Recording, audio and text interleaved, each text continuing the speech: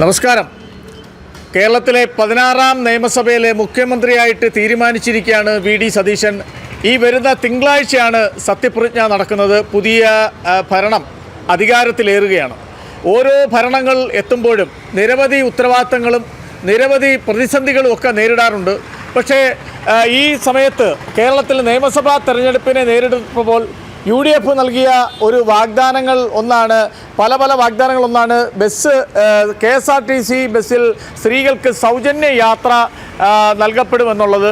അതിന് ഇന്ന് ഭാരതീയ ജനതാ പാർട്ടിയുടെ മഹിളാ മോർച്ചകളെല്ലാം ഇന്ന് എല്ലാ ജില്ലാ ആസ്ഥാനങ്ങളിലും കൊല്ലം ജില്ലയിലും KSRTC ബസ്സിൽ കയറിയിരുന്നുകൊണ്ട് ടിക്കറ്റ് ഞങ്ങൾ എടുക്കത്തില്ല, യാത്ര ചെയ്യണമെന്ന് പറയുകയും അവരെ അറസ്റ്റ് ചെയ്തു മാറ്റുകയൊക്കെ ഉണ്ടായി.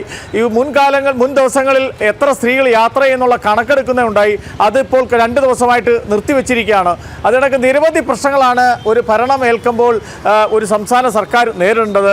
അതേപോലെ തന്നെയാണ് ഈ അഷ്ടമുടി കായലിൻ്റെ തീരത്ത് തെരുവിൽ കഴിയുന്ന നിരവധി പേരാണ് അന്തി ഉറങ്ങുന്നത്. അവർ ഒരു നേരത്തെ ഭക്ഷണത്തിനാവട്ടെ അല്ലെങ്കിൽ ഒരു നേരം കിടന്നുറങ്ങാനാകട്ടെ അങ്ങനെ അത്തരത്തിൽ ബുദ്ധിമുട്ടുകൾ അനുഭവിക്കുന്ന നിരവധി പേരുണ്ട്. മലയാളികൾ ഉൾപ്പെടെ തമിഴ്നാട് ഉൾപ്പെടെ നിരവധി പ്രദേശത്തുള്ളവരാണ് ഇവിടെ നിൽക്കുന്നത്.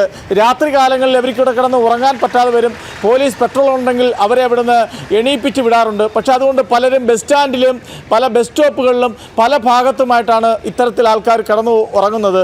അവരെല്ലാം ജനിച്ചപ്പോഴെല്ലാം കുടുംബത്തും വീടുകളിലുമൊക്കെ ജനിച്ച മനുഷ്യർ തന്നെയാണ്. അവർക്ക് ഭാര്യ ഉണ്ടായിരുന്നവരുണ്ട്, ഉള്ളവരുണ്ട്, കുട്ടികളുണ്ട്. അങ്ങനെ സമൂഹത്തിൻ്റെ നിരവധി മേഖലകളിൽ ഇരുന്നെങ്കിൽ സാഹചര്യങ്ങൾ കൊണ്ട് അവർ തെരുവിലാക്കപ്പെടുകയാണ്.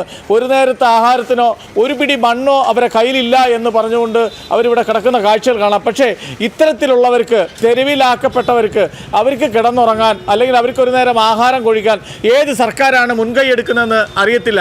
കാരണം അവർക്ക് വോട്ട് ബാങ്കില്ല. അവർക്ക് വേണ്ടി അവർക്ക് വേണ്ടി ഈ സെക്രട്ടേറിയറ്റിലോ മുഖ്യമന്ത്രിക്കോ മറ്റുള്ള പ്രധാനമന്ത്രിക്കോ അങ്ങനെയുള്ളവർക്ക് ആരും അപേക്ഷ കൊടുക്കാനോ അവർക്ക് വേണ്ടി ജാഥ വിളിക്കാനോ അവർക്ക് വേണ്ടി മുൻനിരയിലെത്താനോ ഒരു സംഘടനകളോ ഇല്ല. കാര്യം ഒറ്റപ്പെട്ട് ജീവിത സായാഹ്നത്തിൽ യാദൃച്ഛികമായിട്ട് എത്തപ്പെട്ടവരാണ്. അവരുടെ അഭിപ്രായങ്ങൾ അവർക്ക് ആര് മുഖ്യമന്ത്രിയാവുന്ന പോലും അറിയാത്തവരുണ്ട്. ഇവിടുത്തെ മുഖ്യമന്ത്രി മാറിയപ്പോൾ തമിഴ്നാട്ടിൽ വിജയ് വന്നു എന്നുള്ളതാണ് പലരും പറയുന്നത്. പക്ഷേ ഇവിടെയും വിജയൻ എന്ന് പറയുന്ന ഒരു മുഖ്യമന്ത്രിയായിരുന്നു. അദ്ദേഹം മാറി പുതിയ മുഖ്യമന്ത്രി വന്നിരിക്കുന്നു. പക്ഷേ തെരുവിൽ കഴിയുന്ന ഈ അഷ്ടമുടി കായൽ മാലിന്യത്തിൻ്റെ കൂമ്പാരമാണ്. കേരള ഹൈക്കോടതി വരെ ഇടപെട്ടു ഇതൊന്നും വൃത്തിയാക്കണമെന്ന് പറഞ്ഞിട്ട് പല കമ്മിറ്റികൾ രൂപീകരിച്ചെങ്കിലും അതൊന്നും പ്രാബല്യത്തിൽ വരുന്നില്ല. നിരവധി കോടിക്കണക്കിനും ലക്ഷക്കണക്കിന് രൂപ കോർപ്പറേഷൻ്റെ ഭാഗത്തുനിന്നും സർക്കാരിൻ്റെ ഭാഗത്തുനിന്നൊക്കെ ചിലവാക്കി കളയുന്നുണ്ട്.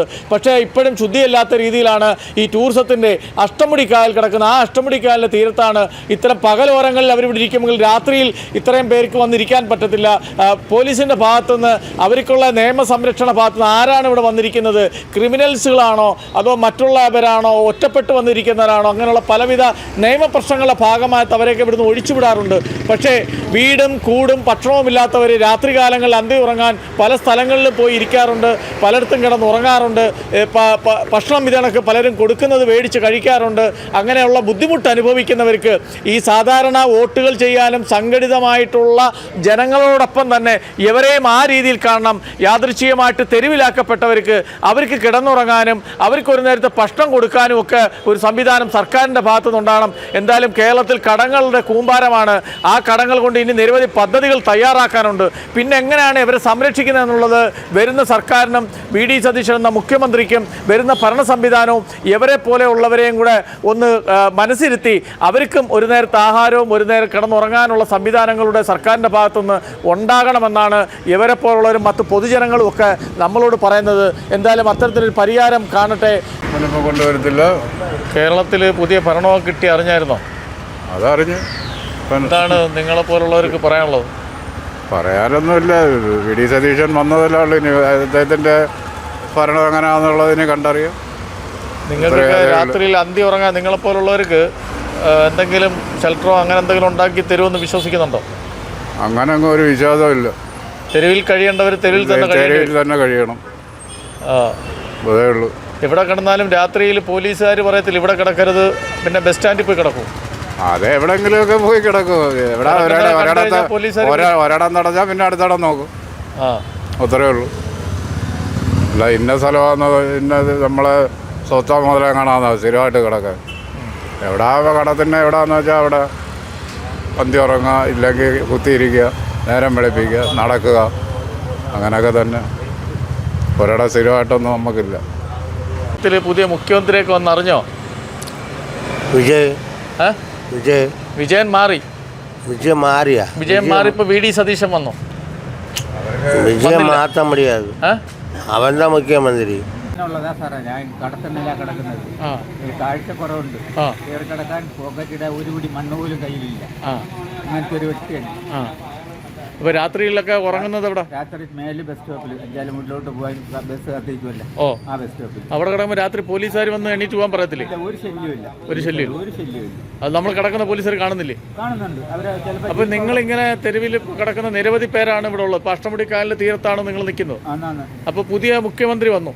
അപ്പോൾ പിണറായി വിജയൻ മാറി, പുതിയ വി ഡി സതീശൻ വന്നു. അപ്പോൾ ഇത്തരത്തിൽ ജീവിതത്തിൻ്റെ നമ്മുടെ വാർദ്ധക്യ സഹജമായ സമയത്തോ ഒക്കെ ഈ ഒറ്റപ്പെട്ട് കഴിയുന്ന തെരുവിൽ കഴിയുന്നവർക്കൊക്കെ താമസിക്കാൻ ഓരോ ജില്ലകൾ തോറും ഷെൽട്ടർ ഹോമും എല്ലാം ഉണ്ടാക്കുമെന്ന് പ്രതീക്ഷയുണ്ടോ? കാര്യം വെച്ചാൽ നമ്മൾ അറിഞ്ഞുകൊണ്ടല്ലല്ലോ ഇങ്ങനെ ആവുന്നത്. ജീവിത സാഹചര്യങ്ങൾ കൊണ്ടല്ലേ ഇങ്ങനെ ഒറ്റപ്പെട്ടു പോകുന്നത്. മക്കളും ഭാര്യയൊക്കെ ഉണ്ടോ? ഉണ്ടെങ്കിലും നമുക്ക് ഒറ്റയ്ക്ക് ഇവിടെ തെരുവിൽ കഴിയേണ്ട ഒരു അവസ്ഥയാണ്. ആ അവസ്ഥയിൽ നിന്ന് ഇങ്ങനെ കഴിയുന്നവർക്ക് ഒരു നേരത്തെ ഭക്ഷണവും ഒന്ന് കിടന്നുറങ്ങാനൊക്കെ ഒരു സാഹചര്യമൊക്കെ ഉണ്ടാക്കണ്ടേ? അത് മുഖ്യമന്ത്രി ഉണ്ടാക്കും. അങ്ങനെ അപ്പോൾ നമുക്ക് വേണ്ടി പോരാടാനോ നമുക്ക് അപേക്ഷ കൊടുക്കാനോ നമ്മൾ മാത്രമല്ലേ ഉള്ളൂ, വേറെ ആരും ഇല്ലല്ലോ. ഒരു നേരം കിടന്നുറങ്ങാനോ ഒരു നേരം ഭക്ഷണം കഴിക്കുമോ നമ്മളിങ്ങനെ ചീഫ് മിനിസ്റ്ററെയും മന്ത്രിമാരെ കാണാൻ പോകാൻ പറ്റുമോ? അപ്പോൾ നമുക്ക് വേണ്ടി ആരെങ്കിലും പോരാടിയെങ്കിൽ മാത്രമേ നമുക്ക് ഇങ്ങനെ ഒരു അവസ്ഥ വരുമ്പോൾ ജീവിത അവസാനത്ത് ഇങ്ങനെ ഒരു മരണം കിട്ടാൻ രീതിയിൽ കിടക്കാൻ പറ്റത്തുള്ളൂ. അപ്പോൾ നമുക്ക് അതന്നെ ആരോഗ്യമില്ലാതാകുമ്പോഴാണല്ലോ നമുക്ക് ജോലി ചെയ്യാൻ പറ്റാതെ വരുന്നത്, ജീവിതമാർഗം ഇല്ലാതെ വരുന്നത്. അപ്പോൾ അത്തരത്തിലുള്ളവരെ സംരക്ഷിക്കണ്ടേ?